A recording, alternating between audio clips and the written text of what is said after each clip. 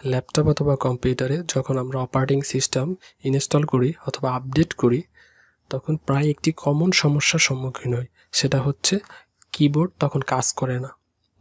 এই ভিডিওতে আমি দেখাবো কিভাবে আপনি সফটওয়্যার রিলেটেড কিবোর্ড প্রবলেমগুলো ইজিলি সলভ করতে পারেন। এখানে আমি দুটি মেথড নিয়ে আলোচনা করব। প্রথম মেথডটি হচ্ছে, প্রথমে আপনি স্টার্ট মেনুতে ক্লিক করবেন, দেন সেখান থেকে সেটিংস থেকে আপনি চলে যাবেন এজ অফ অ্যাক্সেস। লেফট সাইডে স্ক্রল করে নিচে এসে দেখতে পাবেন কিবোর্ড, সেখানে ক্লিক করবেন। এখানে লেখা আছে ইউজ ফিল্টার কিস, এটাকে আপনি টার্ন অন করে দিবেন।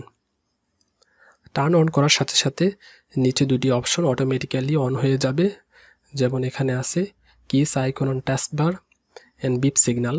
এই দুটোকে আপনি চাইলে অনও রাখতে পারেন অথবা অফও করে দিতে পারেন। এটা করার পরে উইন্ডোজটা ক্লোজ করবেন, ক্লোজ করে কম্পিউটারটিকে আপনি রিস্টার্ট করবেন।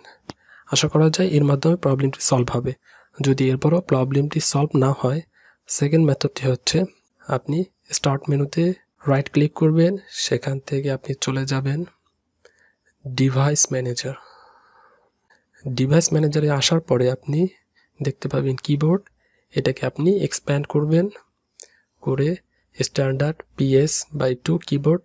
এখানে আপনি মাউসের রাইট বাটন ক্লিক করবেন, রাইট বাটন ক্লিক করে আনইনস্টল ডিভাইস এবং আপডেট ড্রাইভ, প্রথমে এই দুটি মেথডই কিন্তু করা যাবে। এখান থেকে প্রথমে আপনি আপডেট ড্রাইভ দিবেন, দেন ব্রাউজ মাই কম্পিউটার এই অপশনটা সিলেক্ট করে দেন নেক্সটে ক্লিক করবেন। তখন এই কিবোর্ডের ড্রাইভারটি অটোমেটিক্যালি আপডেট হবে। এতেও যদি প্রবলেমটি সলভ না হয়, সেকেন্ডটি হচ্ছে এখানে আবার মাউসের রাইট বাটন ক্লিক করবেন, ক্লিক করে আনইনস্টল ডিভাইস এটা ক্লিক করবেন।